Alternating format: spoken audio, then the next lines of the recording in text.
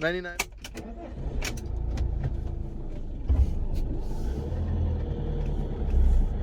Well, there's the sign.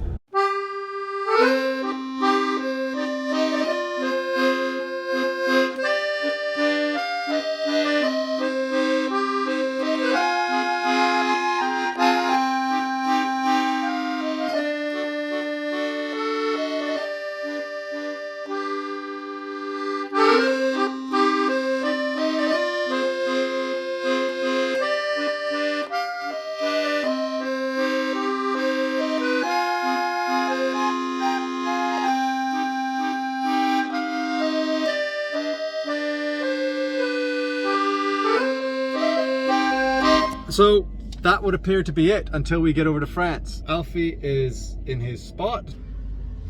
Well, we're moving.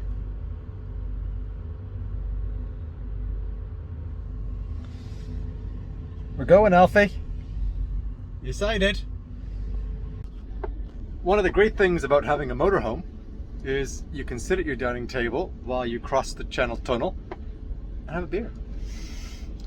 Cheers. Cheers. We've just had the announcement that we've arrived, or nearly arriving. Now obviously I have to wait until everyone else goes off before I can go, but that's like, it's incredible. You can get to Europe faster than you can get to Manchester from our house. Quick update, we've stopped. Oh, I think they're opening the shutters now. Okay, so that's it, we're in terminal. Here we go.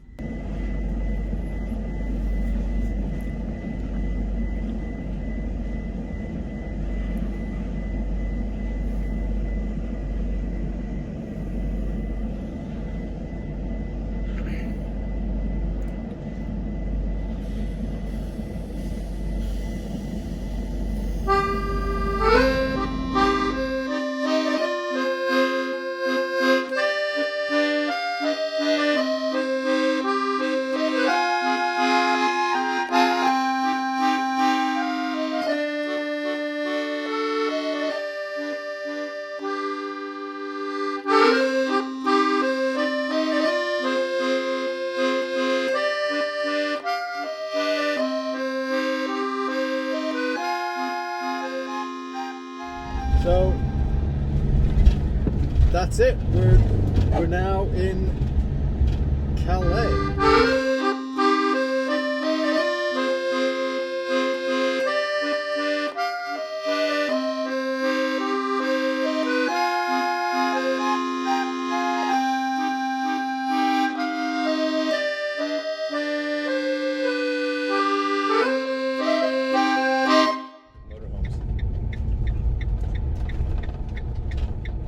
Okay, so what have we got here then? Camping. We got stuff, don't we? Reserved buses. So what's the score with all of this? Should we do a little loot?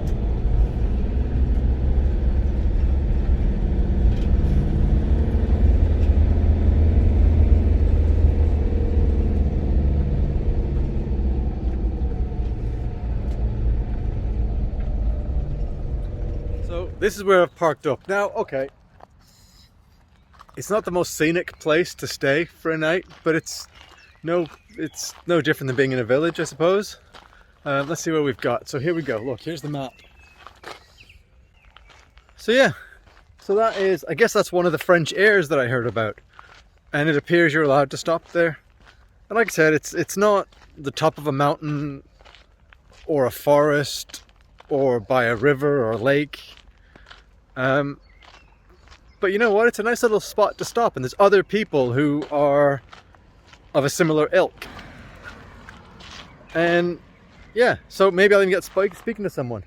Oh, I'll see if there's a bike shop in the village. We're going to walk down to the village now. If there's a bike shop, I will try and find the French for, do you have a Shimano adapter, please? Do you have a Shimano brake reservoir adapter, please? That's what I need to ask. That seems quite complicated in English. I have no idea what it is in French. Oh well, there's my first French meal. So that is Nando's hot sauce on a chicken breast, wedges, and salad. Can't go wrong with that, can you? And of course, Jack Daniels and Coke. And there's Alfie. How do people do it? I started doing some of the YouTube videos because I want to keep track of where I'm going and what I'm seeing and the places and things and people and everything that I interact with. And that was kind of why I did it. I didn't do it to get subscribers or anything else. I just did it so that in a year's time or 10 years' time, I can look back and I can remember what I've done. But I create these videos and I've got a drone and I've got a camera and I've got a GoPro, and I create these videos and then I watch them back and they're just crap. And I just can't figure out how to make them better without taking up more time than I have to give. So I've decided that I'm going to go back to basics, and maybe I'll take a few photographs to superimpose over these videos. Maybe I'll take a few kind of short clips that I can put in of things that I see, such as the seafront today, which is phenomenal. But I think the main thing about this is just to catalog where I've been, what I've seen, and what I've done. So Alfie and I have now been on the road for almost a week. We left last Monday and we went on the Eurotunnel and we drove down to Folkestone. We got on the tunnel. The tunnel is absolutely incredible. I've had a few mishaps of driving on the wrong side of the road. Nothing major, nothing scary. Just a couple of times when I pulled out of a side road and I went onto the wrong side and then realized what I'd done. So there's been no head-ons or anything like that to worry about. But my first experience of an air was a place called Wissant, which is about 10 miles away from Calais, I think.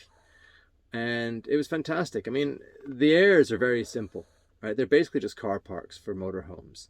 And this was one surrounded by trees. It was nice.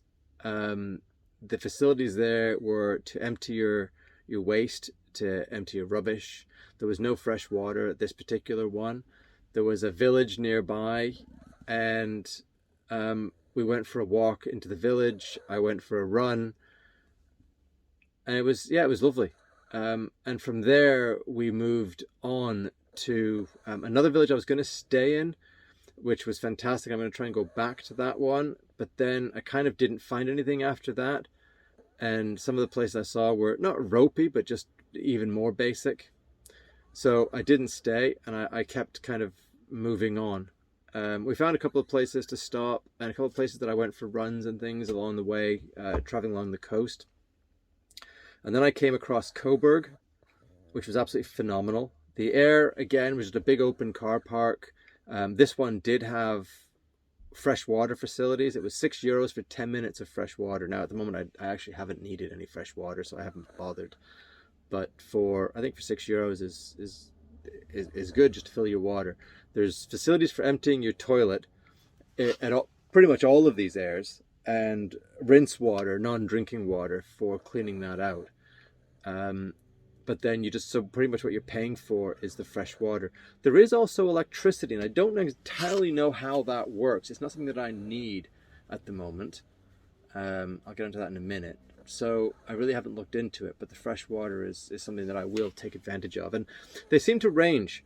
Some of them are €2 and some of them are 6 for 10 minutes of fresh water.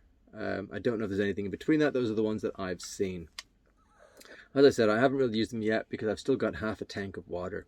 And as far as electricity goes, I've got my lithium battery, which is probably the best thing I've ever done as far as this van goes, because it's currently 100% charged. So between my lithium battery and my solar panels, I've got 700 watts of solar, and I've got a 230 amp hour lithium, and the lithium battery is currently charged to 100%.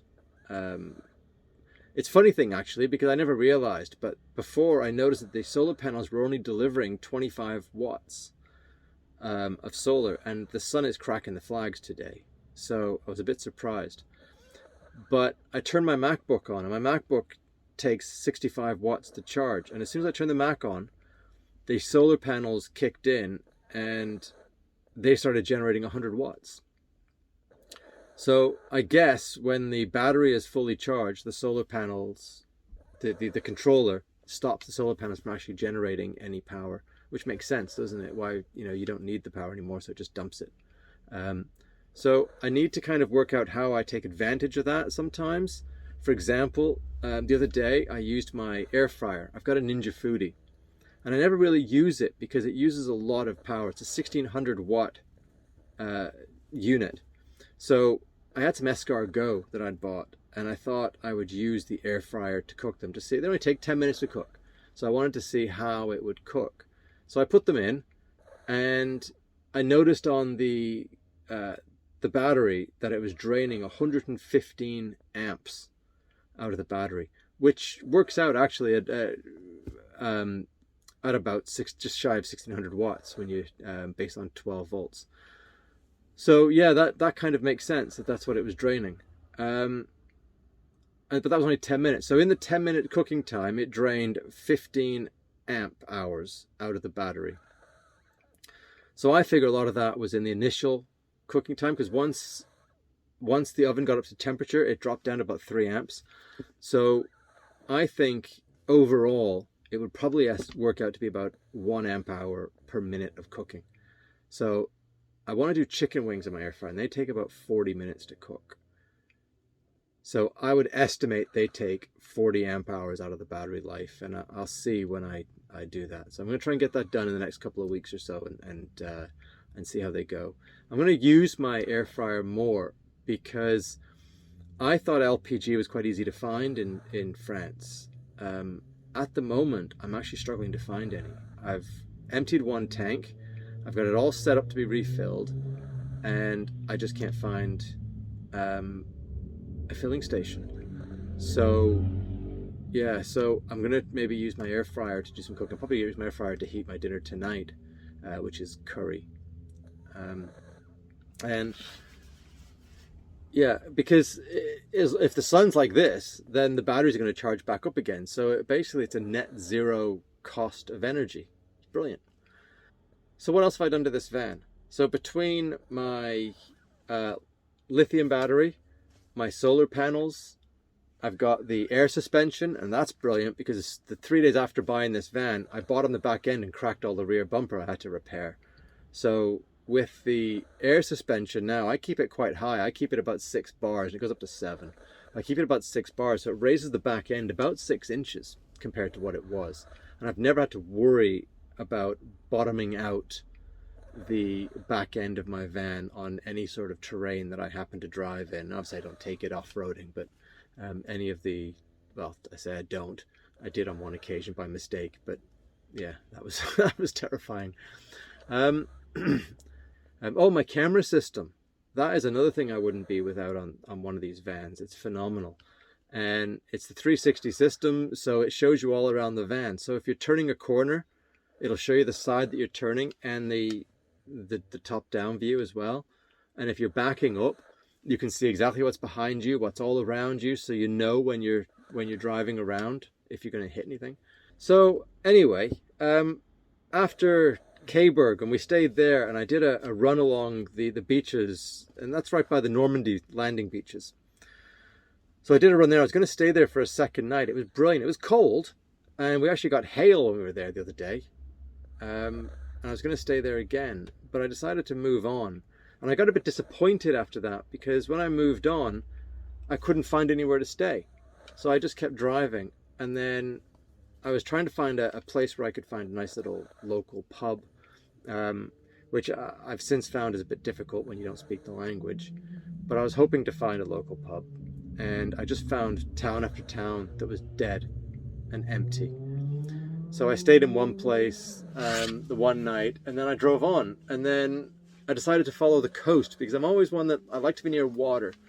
So I decided to follow the coast roads. So I did, and then I came across Urquay, which is where I am now, and it's fantastic. It's basically a beach. There's a prom and a quay. and Alfie and I have done the walk. The walk is only about 2 miles.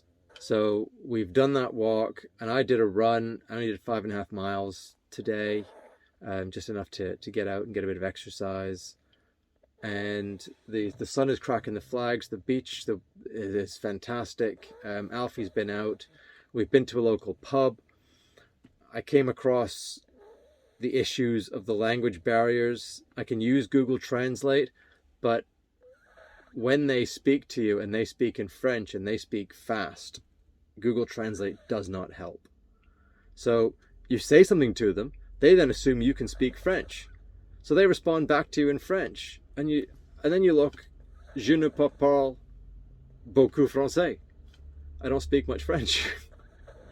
Or je ne pas comprendre beaucoup français. I don't understand much French.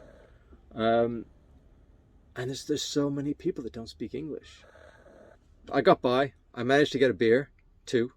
Well, and a bottle. So I did get by in the end. But yeah, I think I might stick to supermarkets for a little while. It's just more convenient, isn't it, when you can walk in and pick up your own stuff and just walk to the cash desk. And even then, they speak to you in French, and you just kind of nod your head and say oui. But it's nice here. The sun has been cracking the flags today, so it's 15 degrees outside now, and it's 25 degrees inside the van. I've had the door open today with the fly net closed just so he doesn't run away, and it's been lovely. So I'm currently parked up in a car park, and I'm only allowed to be here until 9 o'clock tonight. But there doesn't seem to be a restriction on the roadside, which is right along the quay. So we're going to move. It's now 7 o'clock. We're going to move before 9 o'clock and just go park on the front. And I'll stay there overnight, as long as I don't get moved on. And then I'll move back to the car park tomorrow morning.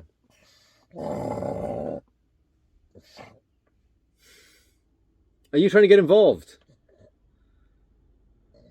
Yeah, I'm involved, aren't I, Dad? You are. He's very much involved. He's a star.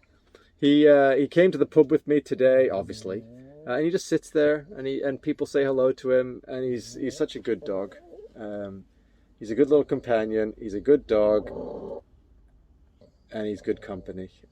He's just brilliant. I don't know where I'd be without him. So, anyway, so that's what we're up to. We're in Urquay, staying here tomorrow, and then I'll make my way further down the coast for a bit more touring, and then down into Brittany to see family before heading down towards Spain next week.